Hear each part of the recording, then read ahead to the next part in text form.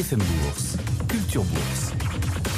Si un homme a faim, ne lui offre pas un poisson, mais apprends-lui à pêcher. Les techniques de pêche en bourse sont dans Culture Bourse et notre prof s'appelle Julie. Julie Cohen-Hurton et ses experts vous répondent. Bonjour Julie. Bonjour Guillaume, bonjour à tous. Parce que oui, si vous avez des questions pour structurer vos portefeuilles d'investissement, eh bien une seule direction, c'est celle de BFM Bourse. Et vous connaissez l'adresse désormais, bfmbourse@bfmbusiness.fr ou bien au sublime QR code qui s'affiche si vous nous regardez à la télévision. Effectivement, ce QR code qui s'affiche, Alain, et il est, vous disiez, il est sublime, il magnifique. est vraiment très très beau et il a passé un bel été.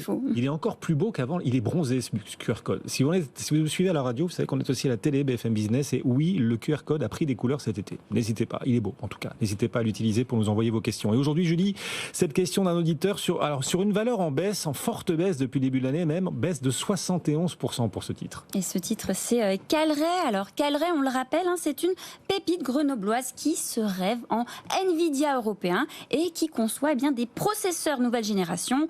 Alors sur le papier, elle a tout pour plaire, mais c'est vrai qu'elle a été sensiblement chahutée par des revenus semestriels qui ont été en forte baisse début 2024. Et cela, ça n'a pas échappé à l'œil avisé de Bernard qui nous a écrit « Pourquoi un tel repli ?» Il fait sa rentrée avec nous. C'est Thibaut François pour Fastea Capital. Bonjour Thibaut, merci d'être avec nous. Bonjour Julie. Alors, quel regard Thibaut vous portez sur Calray ? Qu'est-ce qui explique pour vous cette chute depuis le début de l'année ? Bernard, il a bien raison, effectivement. On est sur un marché qui est ultra porteur, normalement.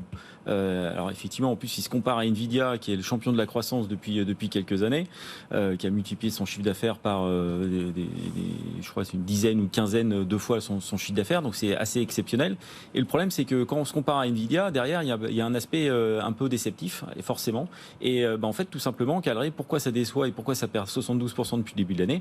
Tout simplement parce qu'ils sont pas au rendez-vous. Tout ce qu'ils annoncent, ils ont du mal à le faire. Donc effectivement, en décroissance sur le premier semestre, décroissance quand même de pratiquement 30% sur le premier semestre. Là où on attend ces sociétés en forte croissance et donc des croissances à plus de 2 chiffres. Donc vous voyez l'écart qu'il peut y avoir en termes de croissance. Donc forcément déceptif et on se retrouve sur des niveaux de valorisation qui sont élevés pour une société qui n'est plus en croissance. Alors certes, ils attendent du mieux sur le deuxième semestre, mais est-ce qu'ils vont être au niveau de la croissance qui était attendue par les analystes financiers en début d'année ? On est, à mon avis, on a quand même beaucoup d'incertitudes autour de ça. Et en plus, on a eu un effet déceptif aussi avec une opération qui devait se faire cet été, une opération de rapprochement avec un de ses concurrents. Ça s'est pas fait et donc forcément le marché n'a pas apprécié et aujourd'hui le marché a vendu assez massivement le titre Calray. Du coup, beaucoup d'annonces qui déçoivent. Mais qu'est-ce qu'on fait concrètement avec ce titre ? Est-ce qu'on l'oublie complètement ? Parce que quand même, le secteur est porteur. Alors, le secteur est très porteur. Le problème, c'est qu'aujourd'hui, celui qui n'est pas rentré dans Calray, je pense qu'il faut vraiment attendre, on va dire, l'élément déclencheur. C'est-à-dire qu'un retour de la croissance, on va dire des grosses prises de commandes, on va dire sur une bonne arrivée sur le circuit américain, pourquoi pas ? Donc, on pourrait éventuellement acheter sur une première bonne nouvelle. Ceux qui ont acheté déjà Calray, je pense qu'aujourd'hui, ils sont un petit peu collés. Et donc, à mon avis, il faut patienter pour avoir des jours meilleurs sur Calray, mais ça peut prendre du temps. Thibaut François qui va nous accompagner en fil rouge dans un instant pour, si vous le voulez bien sûr Thibaut. Avec plaisir Guillaume. On va parcourir ensemble cette séance, les gagnants et les perdants dans une poignée de minutes. Mais Culture Bourse, ce ne sont pas que nos réponses à vos questions, vous qui nous suivez. Non, c'est aussi, Julie, de la haute pédagogie financière. Absolument, et vous avez peut-être du capital à investir, Guillaume, et si c'est le cas, vous le savez sûrement, vous pouvez solliciter ce qu'on appelle un CGP, un conseiller en gestion de patrimoine.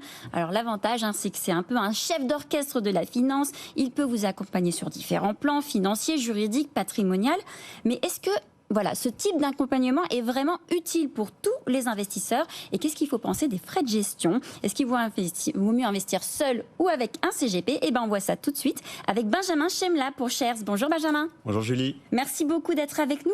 Alors Benjamin, on a du capital à investir. Qu'est-ce qu'on doit faire ? Est-ce qu'on se débrouille seul ou est-ce qu'on sollicite un CGP ? C'est une bonne question. Je pense que Julie, tu connais mon combat pour la démocratisation de la finance. Et je pense que c'est aussi celui des CGP. C'est un métier qui est assez intéressant. Et effectivement, on doit choisir lorsqu'on a du capital entre investir seul, ce qui présente des avantages, puisqu'on n'a pas de frais en face, de conseils, puisqu'on se débrouille seul.